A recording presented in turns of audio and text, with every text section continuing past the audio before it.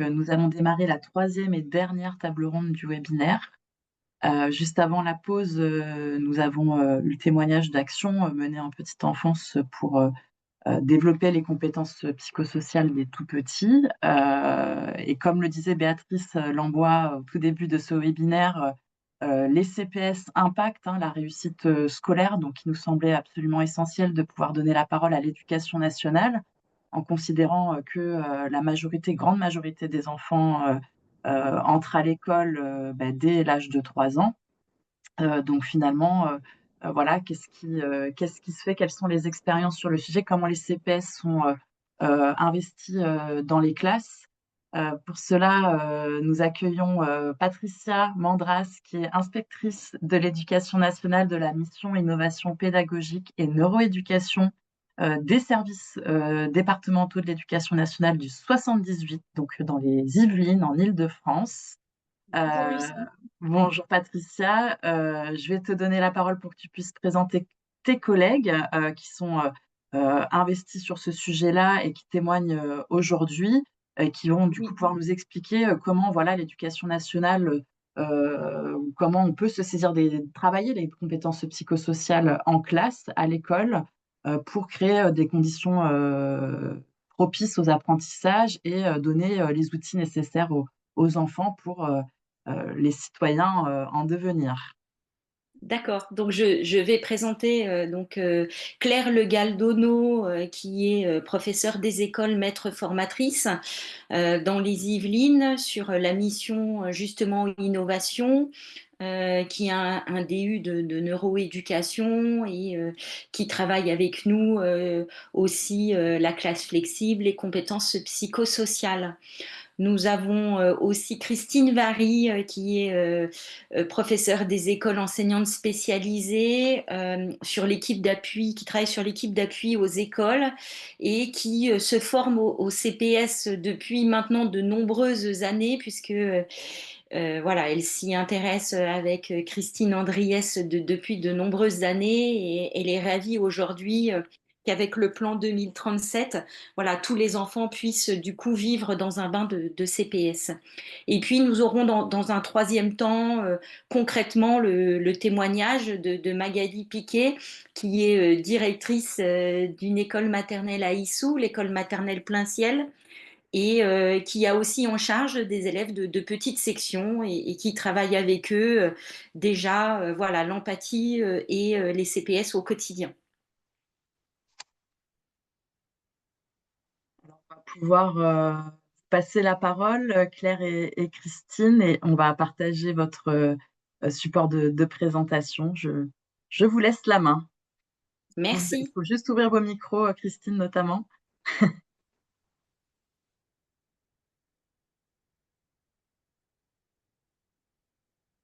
Merci, bonjour à tous et à toutes. Bonjour à toutes et tous.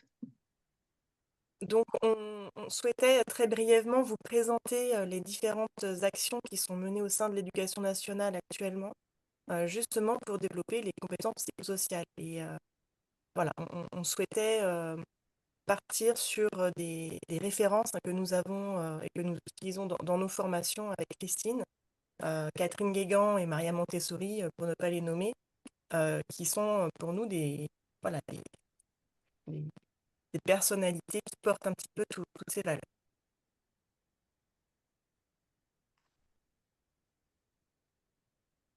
Donc, juste avant, voilà, merci.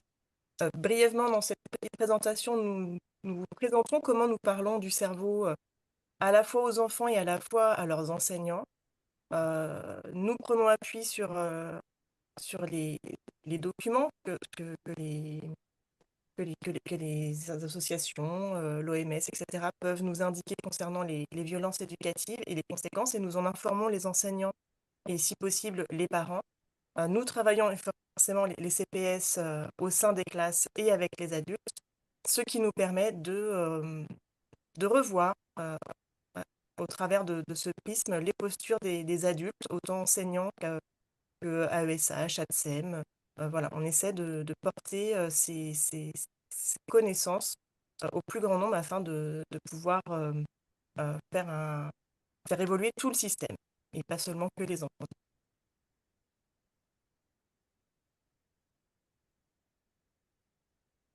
Alors, très brièvement, parce qu'on a très peu de minutes, on va, d'un point de vue neuroéducation, former à la fois les enfants très jeunes, dès la grande section, à ce qu'est leur cerveau et à comment fonctionne leur cerveau. Et les enfants sont très, très intéressés par ce qui s'y passe, parce que justement, on ne peut pas aller voir dedans, donc ils posent tout plein de questions. Et on va leur parler du développement de leur cerveau. On va leur expliquer avec des mots quasi scientifiques, même au plus jeune âge, la part importante du développement sensorimoteur qu'ils ont vécu dans leur première enfance, de la croissance de leur cerveau, du fait que leur cerveau euh, fonctionne plus même que celui d'un adulte du fait du développement de leurs neurones. Euh, on leur explique qu'ils sont dans un âge sensible et que c'est pas toujours facile d'apprendre à réguler ses émotions, à gérer la colère, mais que c'est normal parce que la partie de leur cerveau qui permet de réguler tout ça n'est pas encore mature. Donc voilà, on essaie aussi de déculpabiliser un petit peu les enfants puis les enseignants. On apprend à tout le monde à regarder le fonctionnement de l'enfant au travers de ce fonctionnement-là, des différents degrés de maturité des zones du cerveau pour permettre aux enseignants de comprendre qu'un enfant ne peut pas réguler, par exemple, son cerveau, mais que le rôle de l'enseignant, c'est d'accompagner l'enfant dans la régulation progressive de ses émotions. Et tout ça, ça passe par une alphabétisation émotionnelle dès le plus jeune âge, apprendre à reconnaître les émotions, à les verbaliser, à les reconnaître chez l'autre et à réagir en conséquence de manière mesurée pour pouvoir vivre dans une société équilibrée. Donc voilà, on présente et on n'hésite pas à montrer, vous voyez, ce genre d'image aux jeunes enfants qui comprennent très bien et qui voient très bien ce qui se passe dans l'évolution du jeune enfant. Et du coup, voilà, on peut leur permettre, ça nous permet, nous, de leur apporter des outils qui vont leur permettre d'apprendre progressivement, je dis bien progressivement, à entrer en régulation. Donc, on vous a mis des liens supplémentaires, les petits encarts roses avec des vidéos, si vous voulez poursuivre voilà, les réflexions. Vous avez des petites vidéos qui permettent d'aller plus loin sur chaque slide si vous le souhaitez.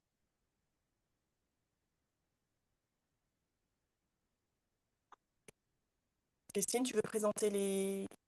Alors là, on vous a mis des informations sur la santé mentale, hein, il y a des rapports.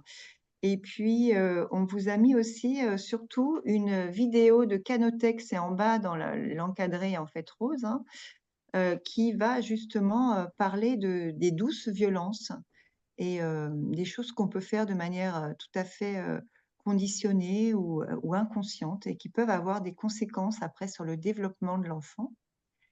Voilà. Donc, on prend appui hein, sur ces rapports justement lors de nos formations pour expliquer l'impact que ces violences éducatives peuvent avoir sur les enfants, pour que les enseignants puissent apprendre à en parler aussi aux familles, sans juger, sans les faire culpabiliser. L'idée, c'est plutôt d'accompagner l'évolution d'une réflexion sur l'accompagnement des enfants et leur éducation, plutôt que de juger voilà, des actions des parents. C'est pas du tout le but. C'est plutôt voilà, d'accompagner la réflexion, autant d'un point de vue des enseignants que de la parentalité. Comme nous sommes en coéducation à l'éducation nationale, on cherche à travailler ensemble pour le bien-être des enfants. Et comme on nous disait la personne qui a parlé juste avant, hein, c'est-à-dire vraiment, on n'est absolument pas dans le jugement. Il y a un tas de choses qu'on fait parce que, voilà, comme je le disais, on est conditionné à le faire. Le tout, c'est d'avoir juste un regard réflexif sur ce qu'on fait et puis voir un petit peu comment on peut améliorer les choses en partant toujours de tout ce qui est positif. Voilà. Et puis, juste sur cette slide, partir aussi du fait que vraiment l'importance de la bienveillance et de la bientraitance, hein, c'est vraiment important pour le développement harmonieux du cerveau et du physique et du psychique de chaque enfant. Donc là, on ne va pas vous parler de cette slide, à part peut-être, puisque Madame Lamblois l'a largement expliqué, peut-être en fait juste pour vous dire que on remarque que quand on met en place en fait et quand on travaille les compétences psychosociales avec les enfants, on remarque que ça va augmenter le bien-être des enseignants. Donc, on sait que finalement, travailler les compétences psychosociales, c'est travailler pour le bien-être des enfants, mais pas que, aussi pour celui de tous les adultes qui entourent les enfants dans toutes les structures. Donc, c'est vraiment un cercle vertueux, hein, de travailler les compétences psychosociales.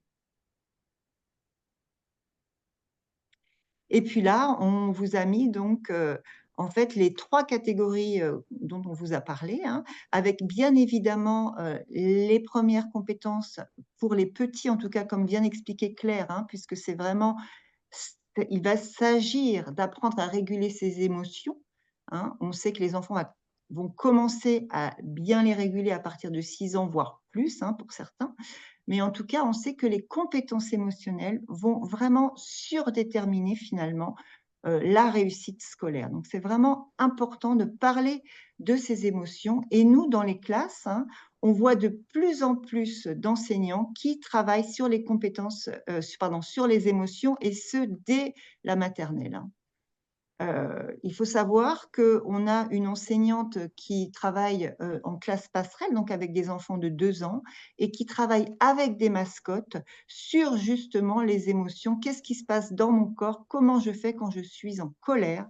Elle commence par la colère et parce que, l'autre enfant a le jeu que je voulais et tout ça, c'est mis en mots, c'est parlé et c'est en ce sens, en fait, qu'on se rend compte que travailler les compétences psychosociales à l'école, ça va permettre de travailler sur les inégalités sociales. Parce que comme on a vu, dans la slide que vous a montré, madame Langlois, c'est vraiment l'importance de, ces compétences psychosociales se mettent en place dans un environnement.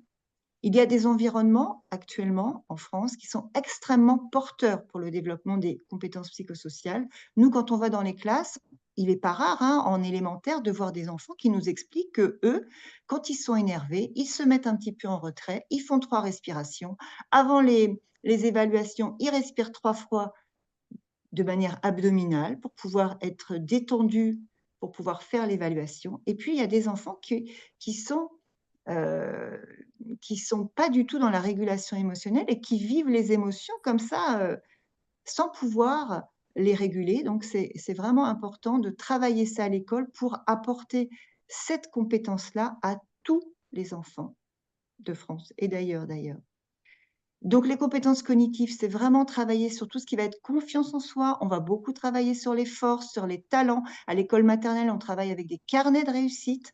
On est vraiment sur, qu'est-ce que je fais à l'école, qui fait que je suis fière de ce que je fais? Hein, on est vraiment là-dessus.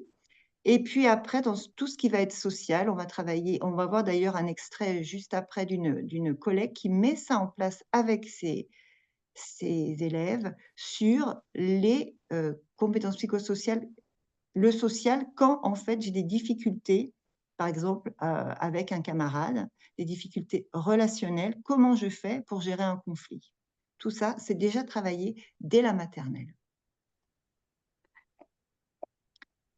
Et puis Alors là, donc c'est évidemment, la posture de l'adulte. vas-y. Vas-y Claire, si tu Oui, oui. Ça nous permet du coup de réfléchir sur les postures des adultes, enseignants, ATSEM, AESH, qui vont travailler sur l'aspect relationnel avec les enfants, les aider à passer de l'interrégulation par l'adulte à l'autorégulation émotionnelle, où on apprend à l'enfant à réguler par lui-même, évidemment avec une grande patience, une grande bienveillance modélisante, la plus poussée possible pour solliciter les neurones miroirs des enfants en créant une confiance réciproque et en accueillant les émotions des élèves et en leur permettant voilà, d'apprendre à les réguler. La modélisation va passer aussi par le fait que les enseignants doivent être formés à, à maîtriser et à développer leurs compétences psychosociales pour pouvoir en être un véritable modèle, parce qu'on sait très bien que les enfants prennent appui sur ce qu'ils observent des adultes pour se développer. Et enfin, on va passer par une phase d'explicitation où en plus du modelage et du fait de montrer comment on fait, on va accompagner les enfants dans une pratique guidée pour les rendre de plus en plus autonomes. Et vous aurez comme appui, si vous le souhaitez, une petite vidéo que vous trouverez sur Canotech qui vous explicite un petit peu plus tout ça en détail avec un peu plus de temps.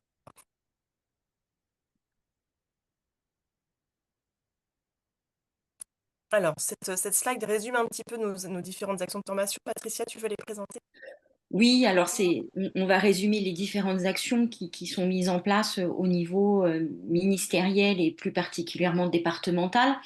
Donc, nous, on forme les enseignants avec plusieurs modalités, des visio-flashs qui sont des petits flashs de 45 minutes le soir autour des CPS, mais aussi, et vous l'avez compris, autour de la neuroéducation, hein, qui du coup, montre des liens entre les CPS, hein, émotionnels, cognitifs, et la neuroéducation.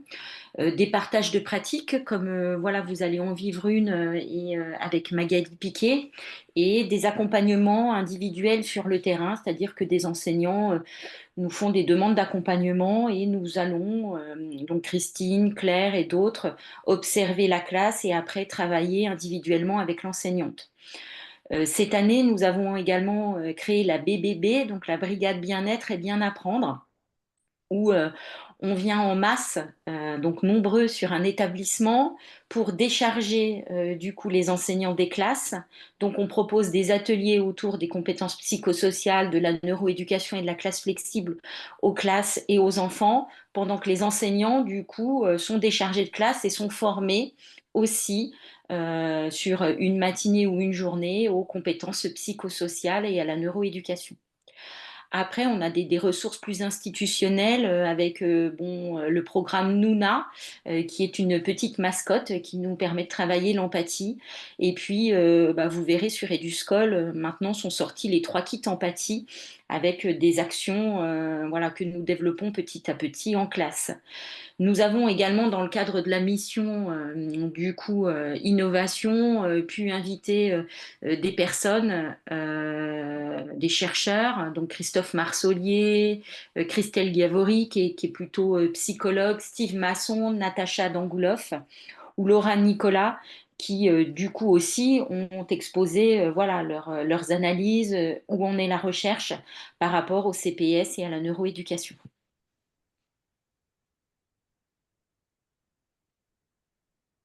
Notre petite galerie pour terminer.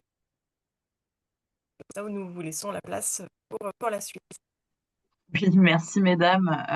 C'est intéressant de voir comment en effet ça s'organise au niveau des services départementaux pour finalement former les enseignants et vraiment que les CPS soient vraiment un levier pour favoriser les apprentissages et le bien-être surtout aussi beaucoup des enfants et des adultes à l'école.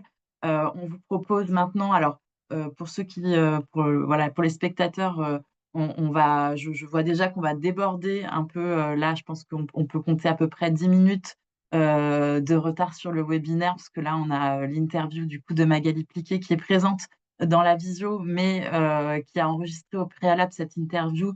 Je crois qu'elle est d'ailleurs dans sa classe pour nous montrer les outils qu'elle utilise pour travailler les émotions dans sa classe de petite section. Camille, je te propose de diffuser la vidéo et qui est accompagnée de Ganaëlle Dimitrov-Iliev, qui est conseillère pédagogique, je pense, sur la circonscription et qui l'accompagne, je pense, dans ce projet. Voilà. Bonjour Madame Pliquet, bonjour Madame Dimitrov-Iliès. On est avec vous pour parler des CPS aujourd'hui. Alors Madame Pliquet, vous êtes directrice et enseignante en petite section à Issou dans les Yvelines. Vous avez intégré dans votre pratique des gestes professionnels et des séances sur les CPS, donc les compétences psychosociales. Est-ce que vous pouvez nous partager, nous dire ce qui vous a amené à intégrer ces gestes dans votre pratique? Quels sont les effets que vous cherchez? Qu'est-ce que vous observez chez vos élèves? Et qu'est-ce qui, selon vous, est le plus important dans la mise en œuvre des compétences psychosociales en classe? Oui, alors bonjour à tous. Donc, je travaille en fait en classe dès la petite section de maternelle, donc dès 3 ans en fait, tout ce qui est compétences psychosociales, parce qu'en fait, il est avéré que si elles sont travaillées en amont, plus tard dans la vie scolaire des enfants, il y a beaucoup de choses qui vont se régler d'elles-mêmes. Donc, lors d'une formation de directeur, formation des directeurs et des directrices, on avait eu une formation du C2A2E Et on nous avait parlé évidemment du programme phare. Le programme phare, c'est le programme qui lutte contre le harcèlement, dans lequel toutes les écoles de l'académie sont inscrites. Mais pour la maternelle, il y avait tout un programme qui était proposé, concernant Nouna. Alors Nouna, c'est un petit oiseau dodo, c'est son nom, qui est différent des autres de par sa couleur. Et Nouna va vivre plein de petites histoires, plein de petites aventures. Et à chaque fois, Nouna, il peut être triste, il peut être embêté par les autres, il peut avoir des problèmes divers. Et les enfants vont être amenés à réfléchir ensemble sur comment aider Nouna et comment devrait réagir Nouna. Voilà. Les enfants peuvent se projeter et s'identifier par rapport au vécu de Nouna. Donc, l'objectif principal de ce travail fait en classe, c'est d'engager les enfants dès le plus jeune âge, de lutter en fait contre le harcèlement. Alors évidemment, en maternelle, il est rarissime de parler du harcèlement, mais c'est plein de petites habitudes que les enfants vont prendre dès le plus jeune âge, qui leur permettront après d'avoir les armes pour lutter contre le harcèlement. Voilà. Ce travail, en fait, qui est développé en classe, permet aux enfants de développer de l'empathie, de la bienveillance envers leur père, donc envers les autres enfants. On leur demandera aussi, du coup, d'être capables d'écouter les autres enfants, leurs camarades, parce que souvent, il manque d'écoute. Et si ils s'écoutent entre eux, souvent, ça résout plein de petits problèmes. Et on va développer aussi l'altruisme. Voilà, être capable de se soucier de l'autre enfant et non pas que de soi. Ils vont, par ce fait, exprimer leurs émotions. Donc, j'expliquerai plus tard qu'il y a un grand travail sur les émotions en amont. Et ça permet aussi aux enfants d'être capables de dire non. Voilà, parce que le non, parfois, peut être difficile.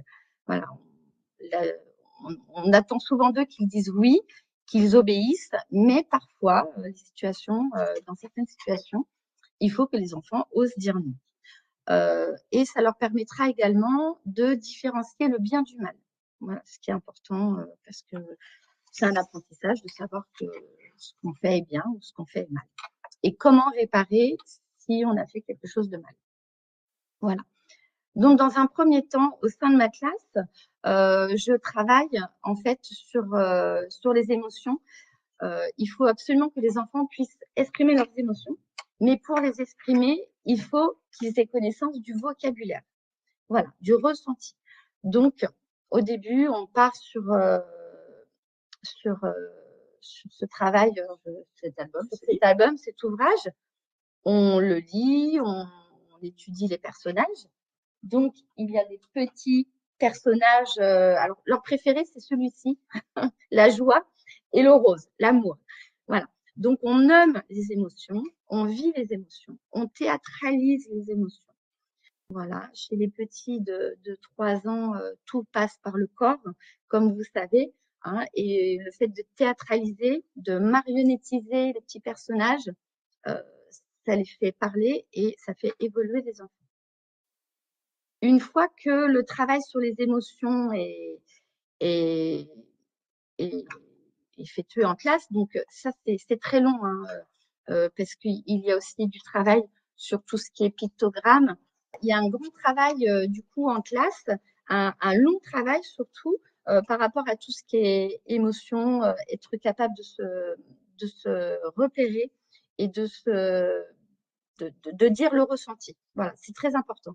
Et même si les enfants n'ont pas tous le langage, parce qu'on parle d'enfants de 2 ans et demi, 3 ans, certains parlent très très bien, mais d'autres peu ou mal. Et en fait, les enfants sont capables de s'identifier et de montrer où ils se trouvent, ils vivent une problématique. Et en tout cas, lorsqu'on théâtralise, ils sont capables de faire passer le message. En tout cas, le message attendu. Voilà. Donc ça, c'est très important. Et la notion du vocabulaire, en gros, je leur donne les outils pour qu'ensuite ils puissent utiliser lors de conflits à venir, si jamais il y a des conflits à venir. Voilà.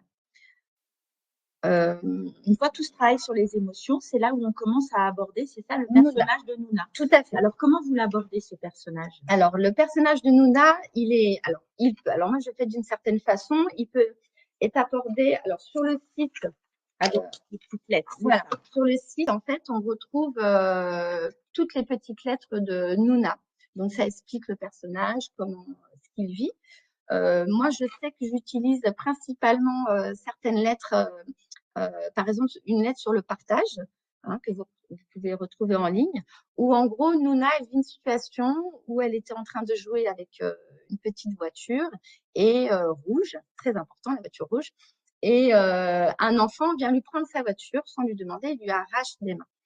Donc, bien évidemment, lorsque je lis cette lettre, on la lit déjà plusieurs fois, on analyse la situation, le vocabulaire, je fais reformuler aux enfants ce qu'ils ont compris. Et après, on va théâtraliser. Donc, Nouna et l'autre petite peluche, alors selon les années, elle prend des noms différents, c'est les enfants qui choisissent.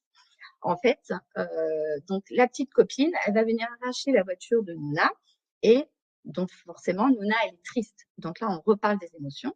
Et là, je fais verbaliser, je demande aux enfants quel aurait été le bon comportement. Qu'est-ce qu'il aurait fallu faire?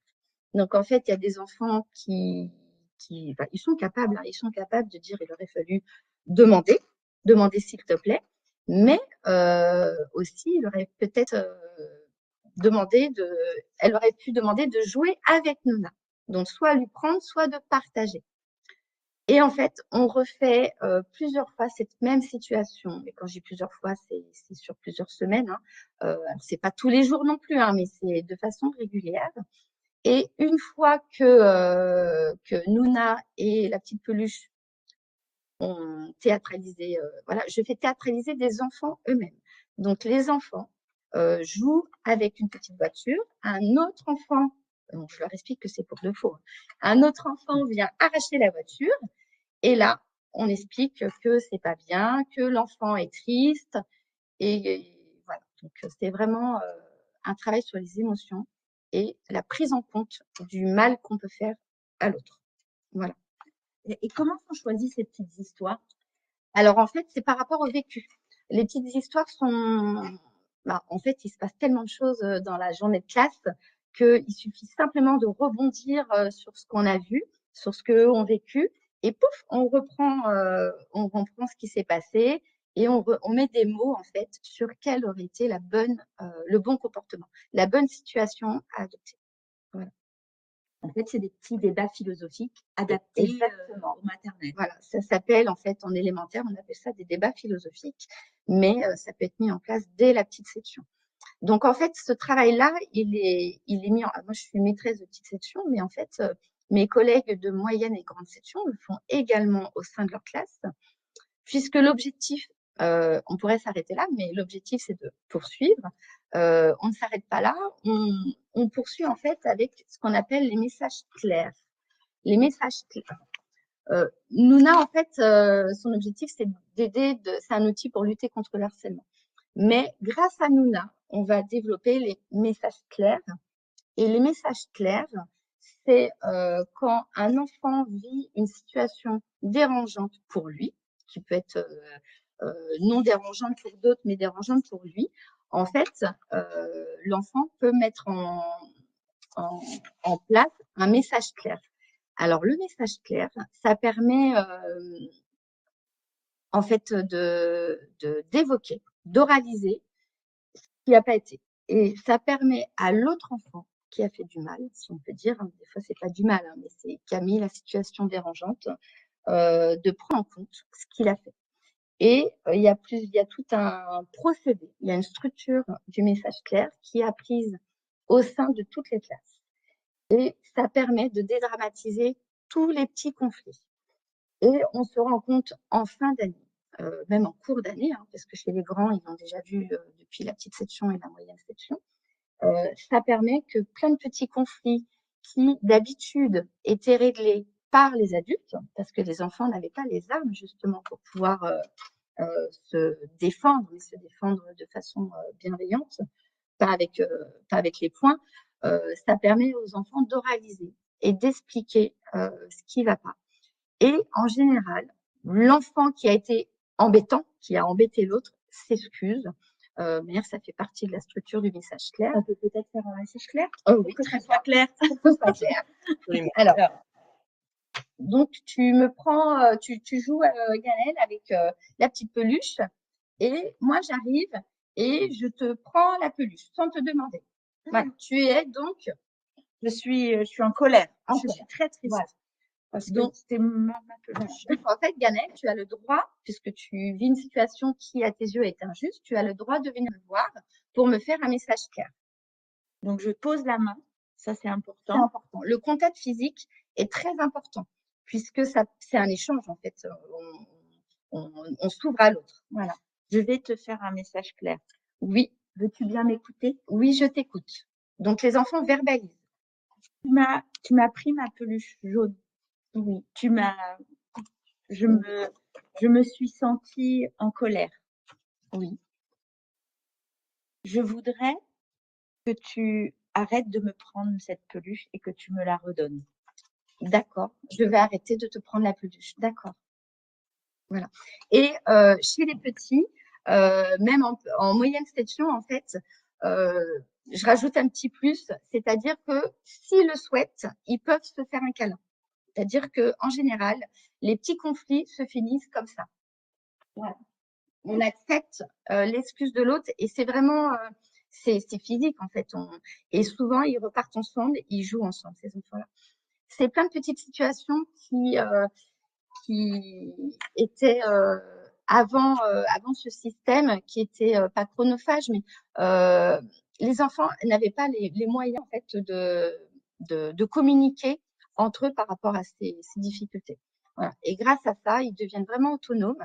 Et par rapport à l'ambiance de la cour, ça s'est vraiment apaisé. Et les enfants sont très contents de faire des messages clairs. Voilà. Mais en amont, il faut qu'ils aient eu le vocabulaire. S'ils n'ont pas eu le vocabulaire, ils peuvent pas utiliser les messages clairs. Voilà. Bah, merci beaucoup. Merci beaucoup. Merci pour votre témoignage. Merci à vous toutes, mesdames, d'être venues. On était vraiment honorés à nouveau d'avoir l'Éducation nationale avec nous. On sait que voilà, votre action est précieuse et on s'aperçoit qu'elle s'ancre complètement dans la continuité à la fois du cadre, je dirais, politique, de la recherche, mais aussi complètement dans la continuité de ce que les collègues de petite enfance ont pu faire. Je vais laisser la parole maintenant à… Donc, encore merci à vous.